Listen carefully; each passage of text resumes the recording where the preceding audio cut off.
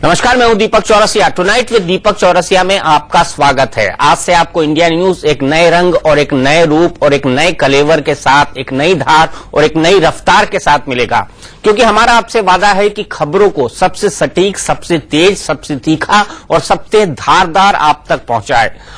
ऐसे ही एक ज्वलंत मुद्दे पर बहस करेंगे। मेरे साथ इस वक्त हैं बीईए के महासचिव और देश के वरिष्ठ पत्रकार एनके सिंह साहब। साथ ही साथ तमाम बड़ा पैनल हमारे साथ जुड़ेगा, उनसे भी हम बात करेंगे, जिसमें अमर सिंह भी होंगे, साथ ही साथ पूर्व पुलिस कमिश्नर कक्कर साहब भी होंगे, उनसे भी बात होगी। और ये मुद्दा है बटला हाउस इनकाउंटर का, इसलिए क्योंकि कल उस पर फैसला आने वाला है। बटला हाउस इनकाउंटर में जिस तरह से इंस्पेक्टर मोहन चंद शर्मा की मौत हुई थी, उनकी हत्या की गई थी, उसी को लेकर यह फैसला आने वाला है। और इसीलिए हम ये बड़ी बहस कर रहे हैं कि क्यों राजनेता इस मुद्दे को चुनाव के वक्त बार बार उठाते हैं। एक बार फिर चुनाव सर पर है और एक बार फिर कांग्रेस के कुछ नेताओं को आने लगा है याद दिल्ली में करीब 5 साल पहले हुआ बटला हाउस इनकाउंटर। उस इनकाउंटर में इंडियन मुजाहिदीन के 2 आतंकियों को मारकर दिल्ली पुलिस के जाबाज इंस्पेक्टर मोहन चंद्र शर्मा शहीद हुए थे। दिन दहाड़े हुए इस मुठभेड़ में इंस्पेक्टर शर्मा की दिलेरी को सरकार ने अशोक चक्र से नवाजा था, लेकिन कांग्रेस के महासचिव दिग्विजय सिंह को इस मुठभेड़ की सच्चाई पर ऐसा शक हुआ कि वो बार बार बयान देकर इस इनकाउंटर के जिन्न को जिंदा किए रहे। दिग्विजय सिंह तब यूपी के कांग्रेस प्रभारी थे और बटला हाउस इनकाउंटर के तार यूपी के आजमगढ़ से जुड़े थे। दिग्विजय के विवादित बयानों ने इतना बवाल मचाया कि सलमान खुर्शीद से लेकर अखिलेश यादव तक को बटला हाउस का राग अलापना पड़ा। अब दिग्विजय सिंह यूपी से दूर हैं, दिल्ली में चुनाव होने वाले हैं और दिल्ली में कांग्रेस के प्रभारी शकील अहमद को लग रहा है कि बटला हाउस के बारे में दिग्गी ने सोच समझकर ही बयान दिए थे।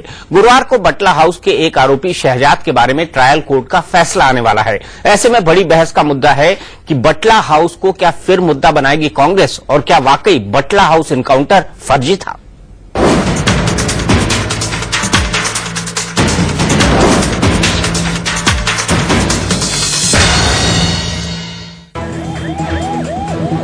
बाटला हाउस एनकाउंटर केस में फैसले की तारीख आ चुकी है। 25 जुलाई को अदालत फैसला सुनाएगी कि बाटला हाउस के फ्लैट नंबर L18 में 19 सितंबर 2008 को इंडियन मुजाहिदीन के आतंकियों के साथ मुठभेड़ का सच क्या था और जिस शहजाद नाम के आरोपी को दिल्ली पुलिस ने पकड़ा, क्या वो एनकाउंटर के वक्त बाटला हाउस में मौजूद था। लेकिन अदालत के फैसले से पहले एक बार फिर बाटला हाउस का जिन सियासी बोतल से बाहर निकल आया है। कांग्रेस महासचिव दिग्विजय सिंह तो 5 साल से एक ही बात रट रहे हैं कि बाटला हाउस एनकाउंटर फर्जी था। अब अदालती फैसला आने से ठीक पहले कांग्रेस के एक और महासचिव शकील अहमद भी दिग्विजय सिंह की राय पर मोहर लगाने में जुट गए हैं। उनकी अपनी सोच है और उन्होंने कुछ तस्वीरें दिखाई। उनका जो अपना है, मैंने भी देखा टीवी पे और मीडिया में कि गोलियां सर पे लगी हैं। वो कहते हैं आमतौर पे नहीं होगा। उनकी एक सोच। चुनाव सिर पर है और इतिहास बताता है कि पिछले 5 साल में हर चुनाव के वक्त बाटला हाउस एनकाउंटर पर सियासी रोटियां ही सेकी जाती रही हैं। इस एनकाउंटर के कुछ ही दिनों बाद दिग्विजय सिंह ने एनकाउंटर को फर्जी बताकर बवाल मचा दिया था। दिग्विजय सिंह उन दिनों यूपी कांग्रेस के प्रभारी थे और 2009 के लोकसभा चुनाव सर पर थे। इसके बाद तो दिग्विजय सिंह ने बाटला हाउस एनकाउंटर को फर्जी बताने का मानो अभियान ही छेड़ दिया। 4 फरवरी 2010 को आजमगढ़ में दिग्विजय सिंह ने बयान दिया कि एनकाउंटर फर्जी होने का शक इसलिए होता है क्योंकि बाटला हाउस में मारे गए एक युवक के सर में 5 गोलियां लगी थीं। असली मुठभेड़ में ऐसा नहीं होता। दिग्विजय सिंह ने इस बात पर भी अफसोस जताया कि मुठभेड़ में दिल्ली पुलिस को क्लीन चिट देने वाली राष्ट्रीय मानवाधिकार आयोग की टीम ने मारे गए युवकों के परिवार वालों से बात नहीं की। दिग्विजय सिंह के आरोपों को तब के गृह मंत्री पी चिदम्बरम ने फौरन खारिज कर दिया, लेकिन दिग्विजय सिंह अपनी बात पर अड़े रहे। मैं शुरू से इस बात को कह रहा हूं, बटला हाउस एनकाउंटर की तीसरे दिन से जो बात कह रहा हूं उसको मैं आज भी उस पर कायम हूं, क्योंकि किसी भी एनकाउंटर में 5 गोलियां सर के ऊपर नहीं लग सकती। इसलिए ये एनकाउंटर मेरे नजर में सही नहीं रहा। 12 जनवरी 2012 को दिग्विजय सिंह ने फिर यही बात दोहराई कि बाटला हाउस एनकाउंटर फर्जी था। उस वक्त यूपी में चुनावी हलचल चरम पर थी, लिहाजा बटला हाउस एनकाउंटर की कब्र खोदकर वोट निकालने की होड़ मच गई। उस वक्त के समाजवादी पार्टी के प्रदेश अध्यक्ष अखिलेश यादव ने भी जनवरी 2012 में बटला हाउस एनकाउंटर की न्यायिक जांच की मांग की, तो फरवरी 2012 में एक चुनावी रैली में सलमान खुर्शीद ने दावा किया कि बाटला हाउस एनकाउंटर की तस्वीरें देखकर कांग्रेस अध्यक्ष सोनिया गांधी रो पड़ी थी। बहुजन समाज पार्टी के अध्यक्ष मायावती भी बाटला हाउस एनकाउंटर की बहस में उतर आईं। मायावती ने सलमान खुर्शीद के बयान की बखिया उधेड़ते हुए कहा कि कांग्रेस के नेता अल्पसंख्यक वोट पाने के लिए खड़ियाली आंसू बहा रहे हैं, वरना उन्हें बटला हाउस एनकाउंटर की याद 4 साल बाद क्यों आ रही है। हैरानी की बात यह है कि जिस बटला हाउस एनकाउंटर को तमाम नेता फर्जी बता रहे हैं, उसी बटला हाउस एनकाउंटर को गृह मंत्री सही बता चुके हैं। राष्ट्रीय मानवाधिकार आयोग ने इसे सही बताया था। हाई कोर्ट तक ने इस एनकाउंटर की न्यायिक जांच कराने की कोई जरूरत नहीं मानी और इसी बटला हाउस एनकाउंटर के दौरान शहीद हुए इंस्पेक्टर मोहन चंद शर्मा को सरकार ने अशोक चक्र से सम्मानित किया। ऐसे में बटला हाउस एनकाउंटर पर बार बार सवाल उठाकर आखिर देश के बड़े नेता क्या साबित करना चाहते हैं, ये समझ में नहीं आता। समझ में आती है तो सिर्फ एक बात कि बटला हाउस नेताओं के लिए ऐसा मुद्दा है जिसे कुरेद कुरेद कर वो अपनी राजनीतिक गोटियां फिट करते रहे हैं। Mithilesh Kumar Singh, Delhi, India news.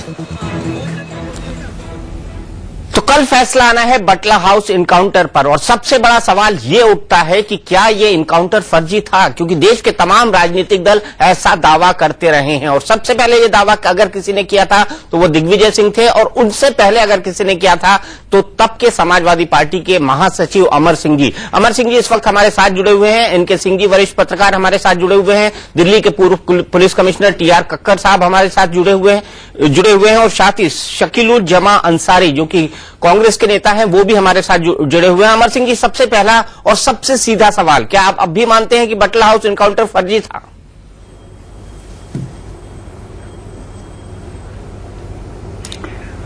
देखिए, सबसे बड़ी बात तो मैं ये कहूंगा बिना किसी का नाम लिए कि जो लोग बटला हाउस का नाम बार बार ले रहे हैं, बटला हाउस की घटना होने के बाद उन तमाम बड़े नेताओं के बयान बाद में भले आते रहे हों, लेकिन घटना स्थल पर सिवाय मेरे और मेरे बाद ममता बनर्जी के किसी का आता पता नहीं था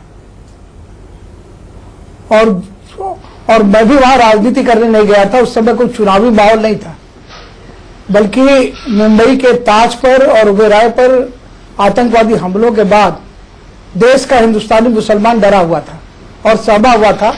उस इनकाउंटर के बाद एकदम मौन डर के मारे अपने घरों में छुपा बैठा था। मैं इसलिए गया कि आजमगढ़ मेरा गृह जनपद है और आजमगढ़ को लोग आतंकगढ़ कहने लगे थे।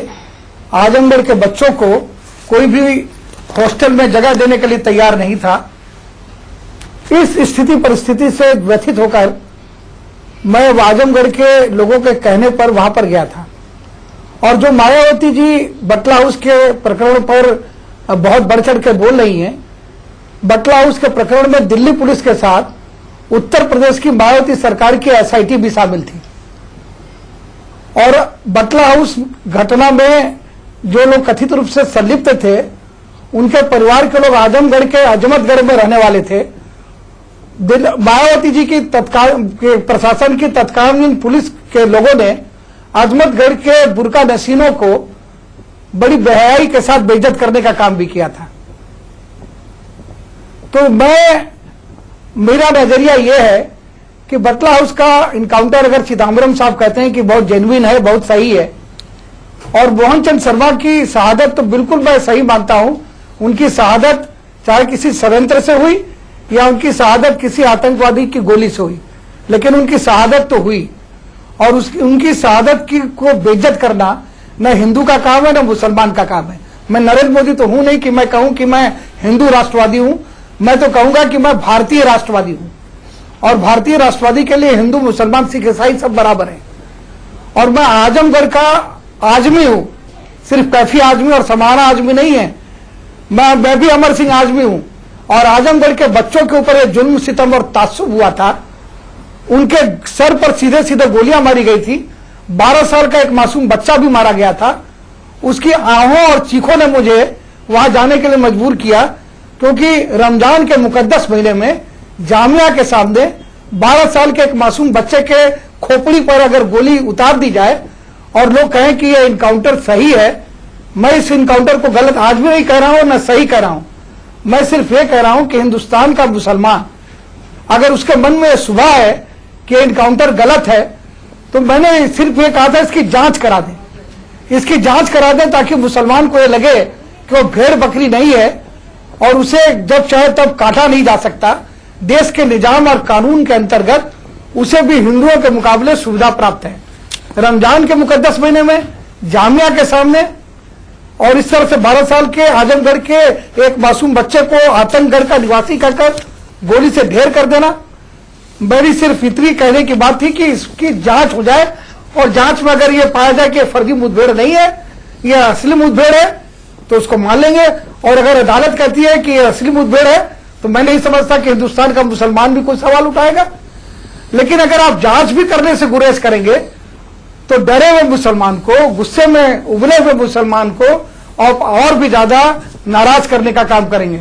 एक बात मैं जरूर कहूंगा, तत्कालीन सुरक्षा सलाहकार नारायणन ने मुझे कहा कि इस मांग को आप बंद करिए, नहीं तो फोर्सेस का डिमोरलाइजेशन होता है। लेकिन सोनिया गांधी जी ने पहले दिन से, जब भी मैंने उनसे मुलाकात की, मैं ये तो नहीं कहूंगा जो सलमान खुर्शीद ने कहा कि वो रोई थी, लेकिन उन्होंने संवेदना प्रकट की और उन्होंने कहा अमर सिंह जी, आपकी मांग बिल्कुल जायज है कि इसकी जांच हो। जांच में क्या परेशानी है, आप अपने मित्र मनमोहन सिंह से बात क्यों नहीं करते? लेकिन जांच भी किसी ने नहीं की, न तो जांच भी नहीं की, जायज सवाल है, ने की और न तो मनमोहन सिंह ने की। शकील साहब, क्यों जांच नहीं की? आपकी पार्टी के तमाम लोग चीख चीख कर बोलते रहे कि यह फर्जी है, इसकी न्यायिक जांच हो।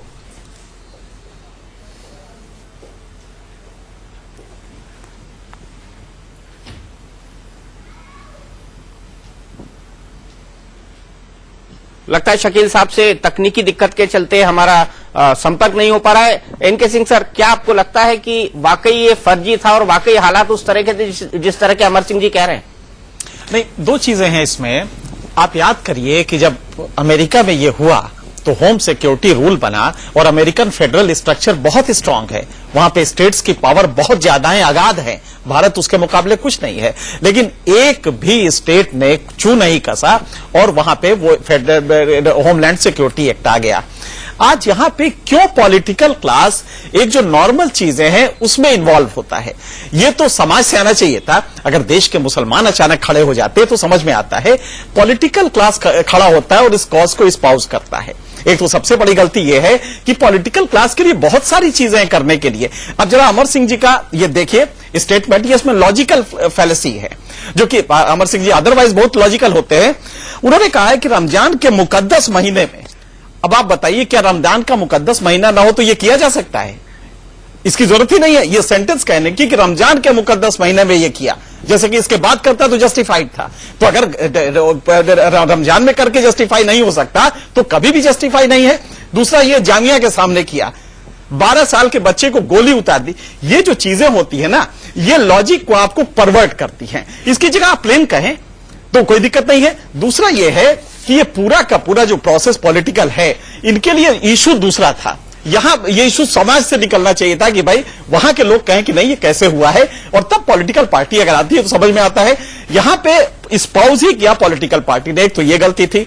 दूसरा ये है कि कांग्रेस जब जब ये कर रही है तो शायद उसको गलतफहमी है कि इससे हमें वोट मिल रहे हैं। आप जरा गौर से देखें, कांग्रेस को 2009 में और लगातार पिछले 20 साल का अगर आप रिकॉर्ड देखें तो 28% वोट लगातार मिल रहे हैं, 1% प्लस माइनस।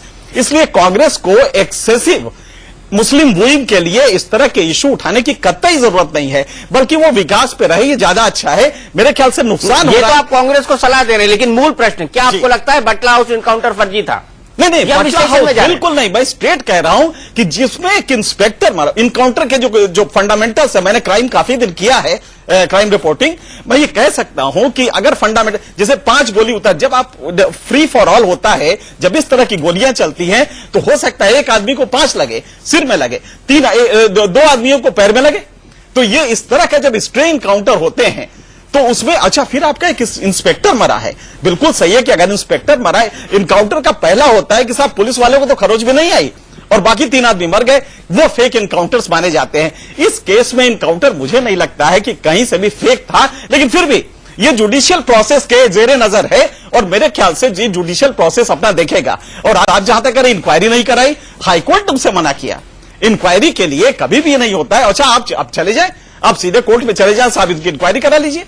तो आज जुडिशियल प्रोसेस जो है, जो आपके बॉडी ऑफ लॉ कर रही है, उसको छोड़ के आप इसको फिर से मुद्दा उठाएंगे इसलिए कि कल जजमेंट होने जा रहा है। मुझे लगता है कांग्रेस के लिए ये काफी नुकसानदेह हो सकता है। नहीं, शकील अहमद ने आज कहा, वो दिल्ली चुनाव के प्रभारी, और उन्होंने कहा कि दिग्विजय सिंह ने जो कहा कि 5 गोलियां उतार की गई, सोच समझ कर कहा, यानी दिग्विजय सिंह के उस बयान का मोटे तौर पर उन्होंने समर्थन ही किया है। जी, नानक साहब का एक सुना दूं, नानक साहब का एक बड़ा अच्छा है, एक ने कही दूजे ने मानी, नानक दोनों ब्रह्मज्ञानी। आजकल हो ये रहा है कि जब शकील साहब कुछ ट्वीट करते हैं तो दिग्विजय जी सपोर्ट करते हैं, दिग्विजय जी कुछ करते हैं तो शकील साहब सपोर्ट करते हैं, मेरे ख्याल से चल रहा है। सीधे चलते हैं कक्कड़ साहब के पास। कक्कड़ साहब, आपको लगता है दूर दूर से देखकर, आप खुद दिल्ली पुलिस के सबसे आला अफसर रहे हैं, देश की तमाम बड़ी पदों पर रहे हैं, आप पुलिस फंक्शनिंग को इतनी अच्छी तरह जानते हैं, क्या आपको रिमोटली भी लगता है कि ये इनकाउंटर फर्जी था?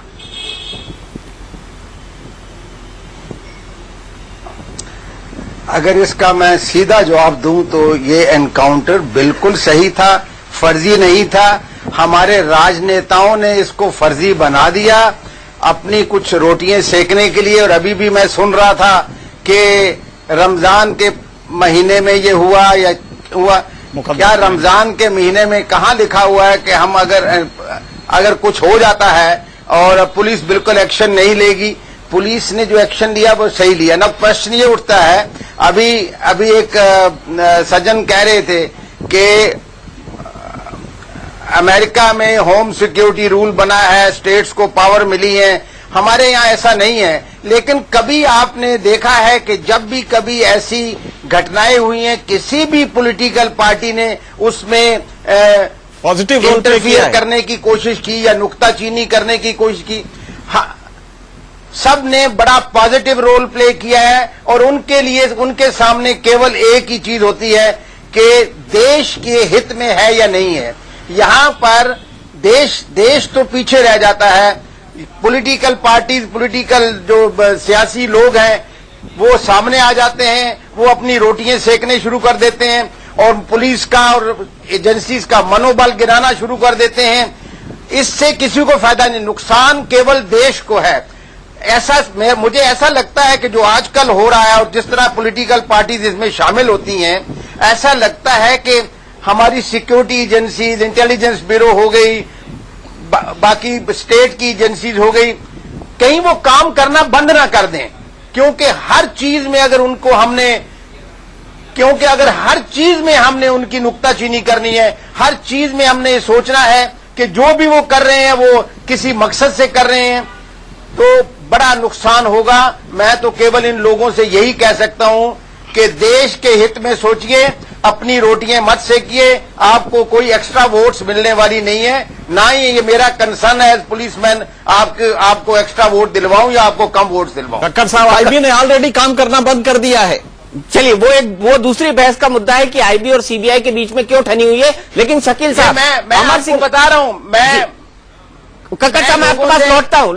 शकील साहब जुड़ गए कांग्रेस के नेता, मैं लोगों से शकील साहब जुड़ गए हैं कांग्रेस के नेता। कक्कड़ साहब मैं आपके पास लौटता हूं। शकील साहब, अमर सिंह जी कह रहे हैं कि सोनिया गांधी खुद जांच चाहती थी, लेकिन फिर गृह मंत्री पी चिदम्बरम या उस वक्त के जो गृह मंत्री थे उन्होंने या फिर प्रधानमंत्री मनमोहन सिंह ने जांच की जहमत क्यों नहीं उठाई?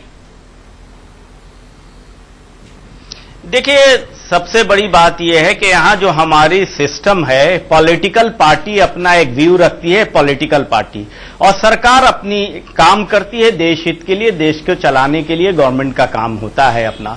हमारी पार्टी के वरिष्ठ नेता दिग्विजय सिंह को, अन्य लोगों को ये लग रहा था कि कुछ इसमें गड़बड़ी हुई है, कुछ न्याय एक बड़ी कम्युनिटी को देना चाहिए, गलतफहमी नहीं फैलना चाहिए जिससे देश के अंदर एक प्रदूषित माहौल खड़ा हो।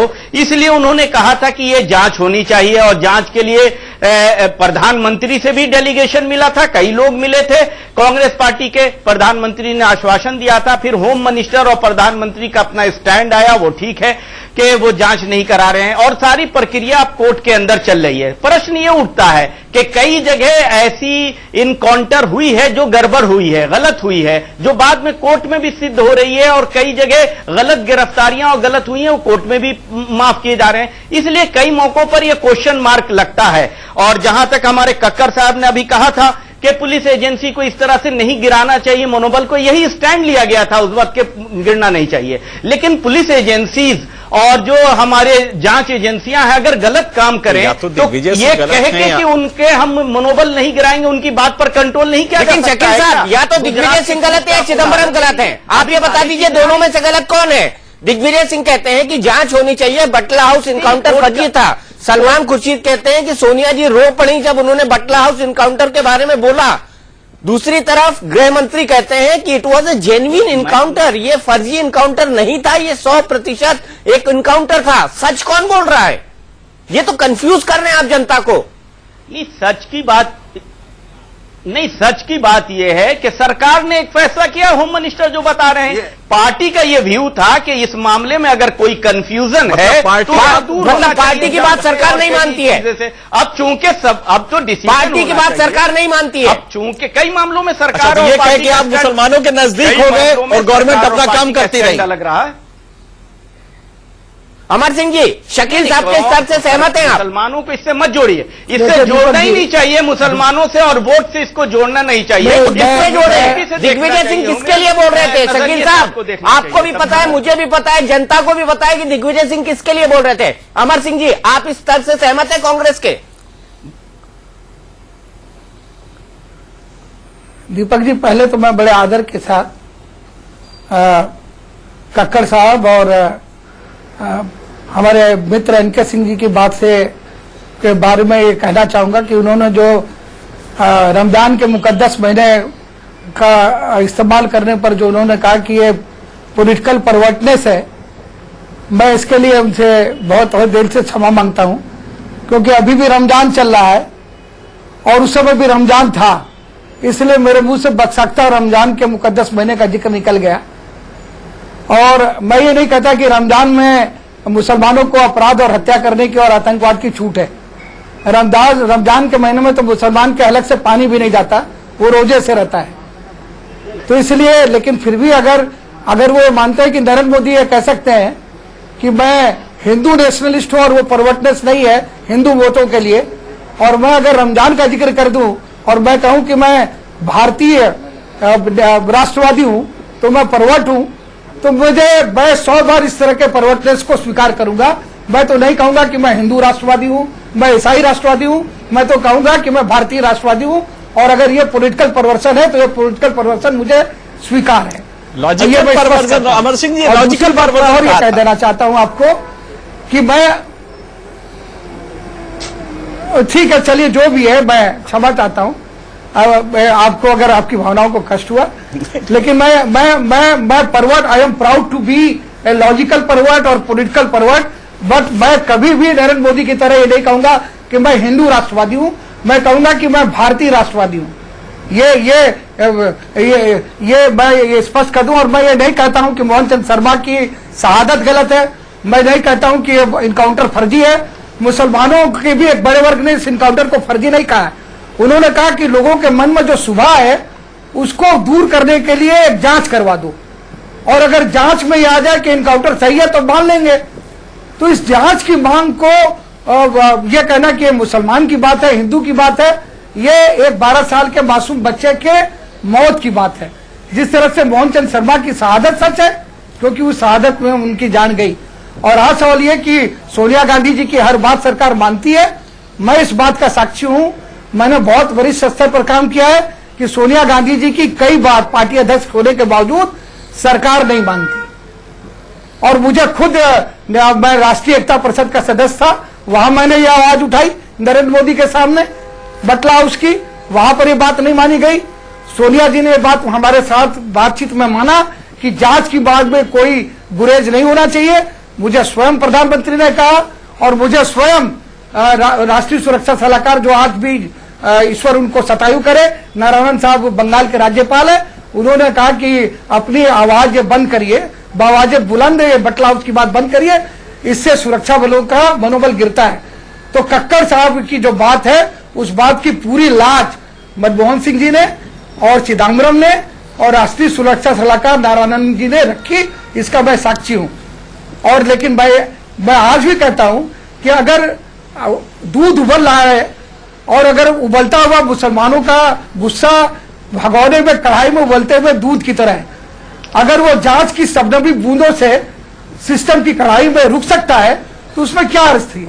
एक जांच कर देते हैं और अगर बटला हाउस का इनकाउंटर सही है तो हम मुसलमान भाइयों को कह देते हैं कि ये सही इनकाउंटर है और 12 साल का ये जो मासूम बच्चा आजमगढ़ का मरा है, ये बच्चा जो है सही इनकाउंटर में इसकी मौत हो गई, इसका हमें अफसोस है, बात खत्म हो जाती। चलिए, शिवसेना के मुखपत्र, असली है सवाल तो ये है ही नहीं, मुद्दा तो ये है कि शिवसेना के मुखपत्र, आपके पास आऊंगा अमर सिंह जी। शिवसेना के मुखपत्र सामना के editor in chief Prem Shukla ji हमारे साथ जुड़ गए हैं। प्रेम शुक्ला जी, क्या बटला हाउस इनकाउंटर की जांच होनी चाहिए थी? क्योंकि मुस्लिम समाज का एक बड़ा तबका ये चाहता था और कांग्रेस के नेता ये चाहते थे, कई पार्टियों के नेता चाहते थे।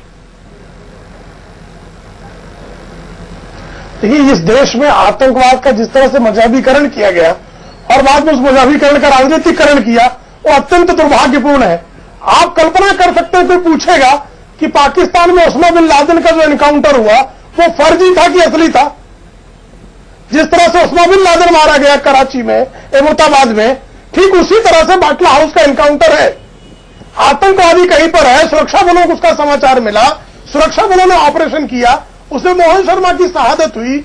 अगर किसी को शक भी था तो एक एप्लीकेशन भी लिख देता। तो हमारे यहां ऐसे एनकाउंटर पे जांच की प्रक्रिया है, हमारी न्यायिक प्रक्रिया बहुत मजबूत है।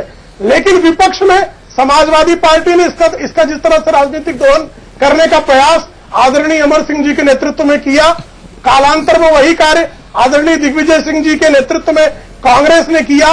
वो सिर्फ और सिर्फ रमजान के मुकद्दस महीने में मुसलमानों का वोट अपनी तरफ खींचने का प्रयास जो प्रारंभ हुआ, वो अत्यंत दुर्भाग्यपूर्ण है।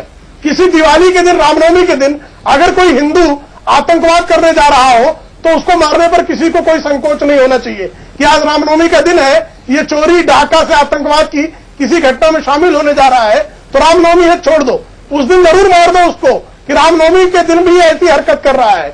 उसी तरह से रमजान के मुकद्दस महीने में अगर कोई जो है कुफ्र कर रहा हो, आतंकवाद कर रहा हो, निर्दोषों की निर्मम हत्या में शामिल हो, तो उस पर गोली चलाना ये इस्लाम के हिसाब से भी बहुत ही पवित्र काम है। लेकिन इस देश में इस्लाम की रक्षा नहीं करनी है, सिर्फ जो है मुस्लिम समाज को दिग्भ्रमित करके वोट बैंक खड़ा करना और उसका इस्लामीकरण करना, सुरक्षा बलों का जो तंत्र है उसको कमजोर करना, उसके मनोबल को गिराना और अंतर्राष्ट्रीय स्तर पर यह साबित करना कि हमारे देश में फर्जी एनकाउंटर होते हैं, हमारे देश में किसी का मजहब पूछ के उसको आतंकवादी करार दे दिया जाता है, हमारे देश में मजहब पूछ के किसी का फर्जी एनकाउंटर कर दिया जाता है।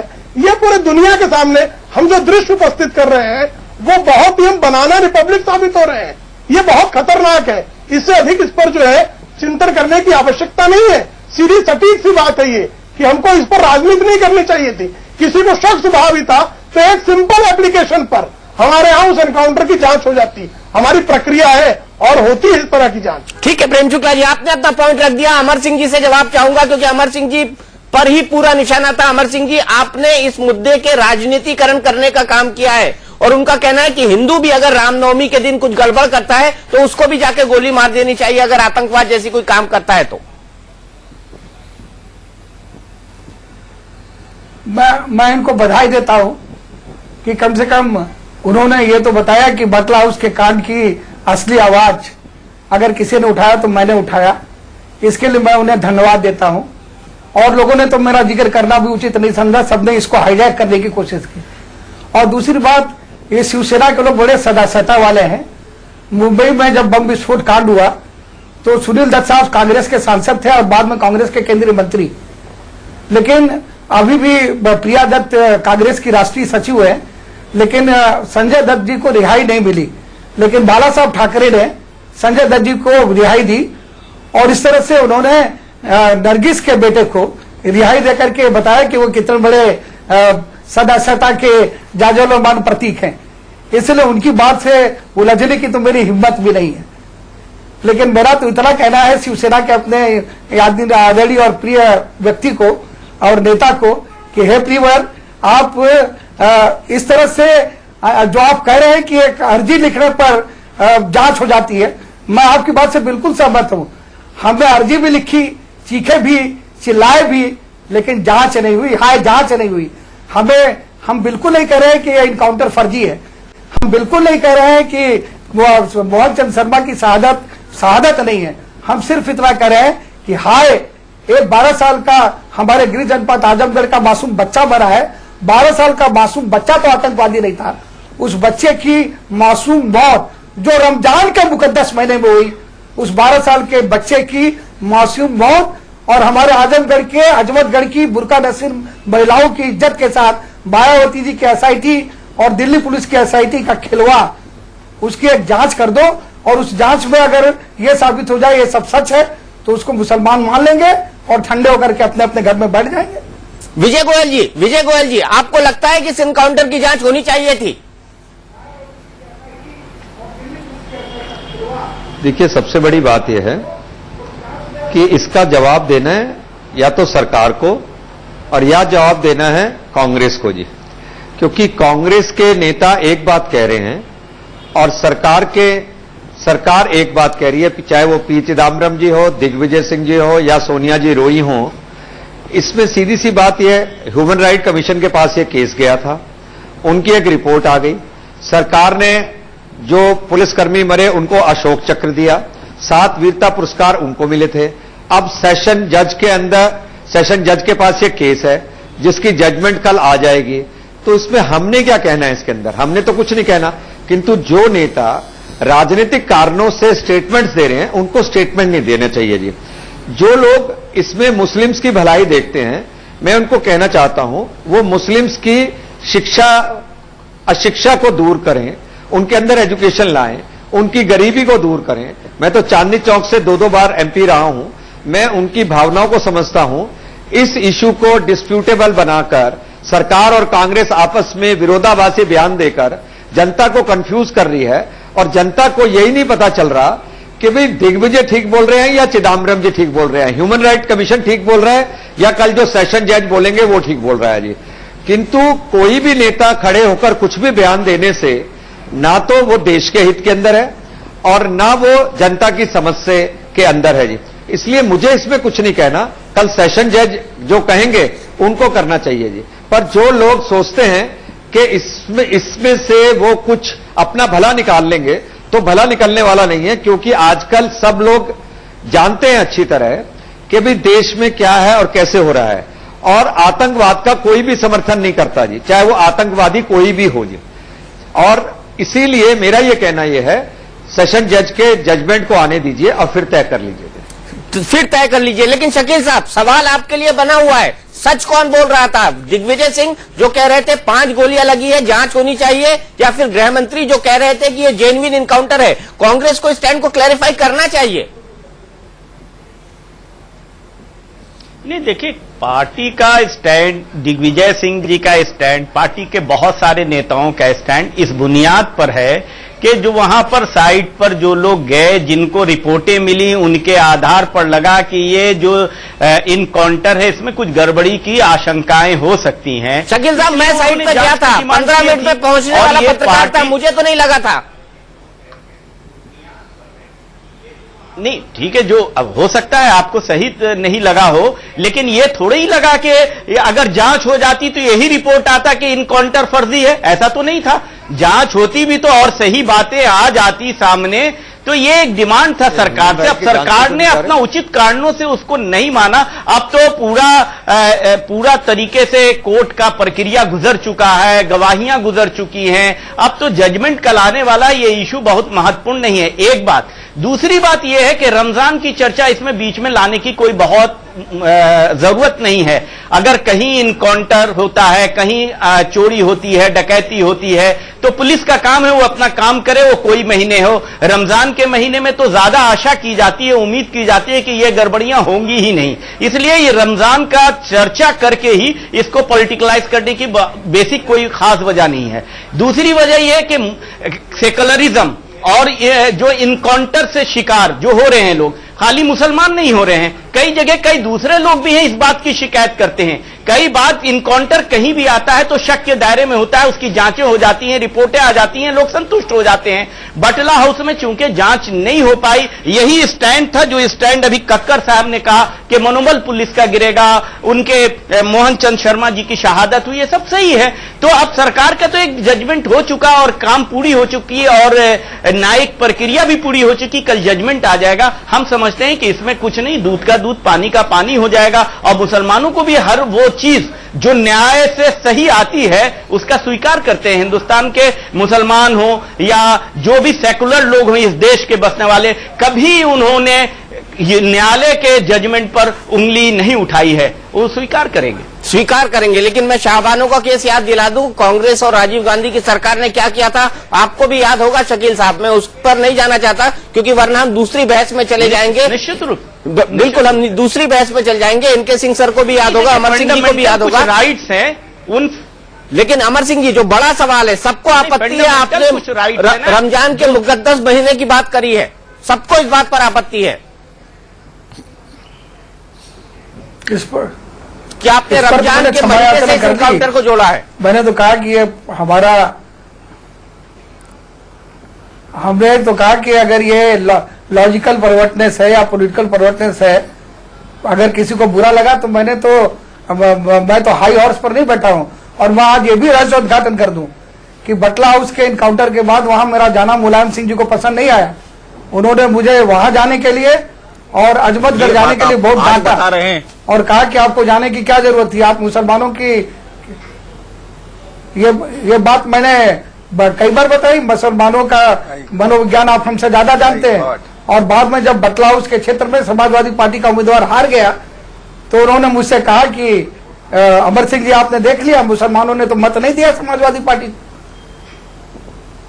नहीं, लेकिन ये बात अगर आप आज करेंगे तो इसकी विश्वसनीयता नहीं रहेगी अमर सिंह जी, क्योंकि उसी पार्टी से आपका नाता टूट चुका है। ये बात आपको तब कहनी चाहिए थी जब आप समाजवादी पार्टी के महासचिव थे और केंद्र सरकार में एक महत्वपूर्ण भूमिका, ड्राइविंग पोजीशन पर थे आप। ऐसा है, उस केंद्र सरकार को बचाने वाले लोग आपको कहते हैं कि आपने उस सरकार को बचाया था न्यूक्लियर डील के वक्त। आप खुद भी कहते हैं। हम ऐसा है कि लाल कृष्ण आडवाणी और अटल बिहारी वाजपेयी किसी भी स्थिति परिस्थिति में एक दूसरे के बारे में जो बोलेंगे उसकी विश्वसनीयता काटिए रहेगी। तो आपको मैं ये बताना चाहूंगा कि फिर तो आडवाणी जी ने लिखा है माई कंट्री माई लाइफ में कि सोनिया गांधी जी की सरकार न बनने देने के लिए जया जेटली के घर पर मैं और मुलायम सिंह मिले थे। तो आप कह देंगे कि आडवाणी जी की विश्वसनीयता संदिग्ध है। देखिए, आडवाणी जी ने अगर जो लिख दिया वो सही है। अगर उन्होंने लिखा कि जया जेटली के घर पर सोनिया जी की सरकार, कांग्रेस की सरकार रोकने के लिए उनके और मुलायम सिंह की भेंट हुई और जॉर्ज फर्नांडिस वहां मौजूद थे, तो सत्य है। और अगर मुलायम सिंह जी के बारे में अगर मेरी बात की विश्वसनीयता नहीं है तो फिर किसकी बात की विश्वसनीयता है? अब कल्याण सिंह जी ये कह रहे हैं कि समाजवादी पार्टी के निकट लाने के लिए अमर सिंह नहीं, मुलायम सिंह स्वयं जिम्मेदार है, गिड़गिड़ा के आए थे। आप कहेंगे कल्याण सिंह की विश्वसनीयता नहीं है? पिछले दिनों आडवाणी जी की प्रशंसा करते हुए मुलायम सिंह जी ने कहा कि आडवाणी जी झूठ नहीं बोलते, वो बड़े नेता है, तो उसकी विश्वसनीयता नहीं है। अखिलेश यादव को बगल में बैठा करके उन्होंने आडवाणी जी की बुरी बुरी प्रशंसा की, पिछले चुनाव में कल्याण सिंह जी की। आप कहेंगे कि उसकी विश्वसनीयता नहीं है? हम दूसरे बहस के डोमेन में जा रहे हैं। चौधरी जिसने नरेंद्र मोदी के साथ मिलकर, हम बहस के दूसरे डोमेन में जा रहे हैं, इसके लिए मैं अलग से सेशन रखूंगा। लेकिन उस वक्त मेरे साथ समाजवादी पार्टी का कोई व्यक्ति होना चाहिए। दुर्भाग्य से आज नहीं है। लेकिन आपने चुनौती दी तो मैंने विश्वसनीयता की बात कही। जी कक्कर साहब, जो बड़ा सवाल यहाँ पर उठता है, जो लार्जर क्वेश्चन उठता है कि मानवाधिकार आयोग ने हाई कोर्ट के कहने पर इस पूरे मामले की जांच करी थी और मानवाधिकार आयोग ने ये पाया था कि ये इनकाउंटर पूरी तरह से असली था, फर्जी नहीं था। क्या इसके बाद इस कंट्रोवर्सी को शांत नहीं हो जाना चाहिए था?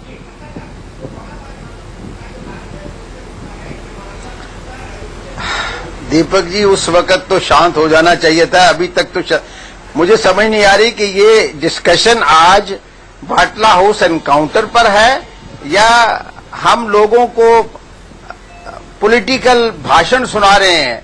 अभी तक मैंने देखा कम से कम 30 मिनट तो पॉलिटिकल भाषण ही हुए हैं, डिस्कशन बड़ी कम हुई है। प्रश्न ये है कि अगर मानवाधिकार संगठन ने एक जांच करवाई थी और उस जांच की रिपोर्ट उन्होंने हाई कोर्ट को दी थी, हाई कोर्ट ने मान लिया था कि और ये बिल्कुल ये रिपोर्ट मान ली थी, उसके बाद अब केस जो है वो सेशन कोर्ट में है, कल उसका फैसला होगा। अगर मैं ये कहता हूं कि अगर फैसला प्रोसिक्यूशन के हक में नहीं भी है, फिर भी ये नहीं होगा कि ये एनकाउंटर जो है ये फर्जी था। हमारे सामने कत्ल होते हैं, हमारे सामने कत्ल हुए हैं। जब कोर्ट्स ने उन दोषियों को सजा नहीं दी है, तो ये जरूरी नहीं होता है कि सेशन जज कल जब अगर एक्विट कर देता है किसी एक्यूज को तो वो चीज गलत थी। उसके ऊपर वो कई चीजों पर निर्भर होता है, उसमें नहीं जाना चाहेंगे अभी। लेकिन ये एनकाउंटर हुआ है, ये एनकाउंटर इसलिए हुआ है कि बड़ी अच्छी तरह उसकी इंफॉर्मेशन थी। इंफॉर्मेशन के बाद उसकी पूरी छानबीन की गई और फिर स्पेशल स्टाफ दिल्ली को सौंपा गया ये काम, उन्होंने किया, जिसमें उनके एक इंस्पेक्टर ने शहादत दी, एक हवलदार जो है उसको गोली लगी। और अब जब गोलियां चलती हैं दोनों तरफ से, तो इट इज वेरी अनफॉर्चुनेट कि किसी अन्य व्यक्ति को भी लग जाती है। कई जगह होता है, ये पहली बार नहीं हुआ है, लेकिन उससे हम ये नहीं कह सकते कि ये मेरे सामने ये चीज है कि एनकाउंटर बिल्कुल सही था। उसके कल निर्णय होना है सेशन कोर्ट में। जो निर्णय होगा वो सबको एक्सेप्ट करना चाहिए। चलिए, माफ कीजिएगा, सभी मेहमानों से मैं माफी चाहूंगा क्योंकि इस वक्त नरेंद्र मोदी अहमदाबाद में कुछ महत्वपूर्ण भाषण दे रहे हैं। सीधे लिए चलते हैं, हम बहस को फिलहाल यही रोकते हैं। तमाम मेहमानों का शुक्रिया।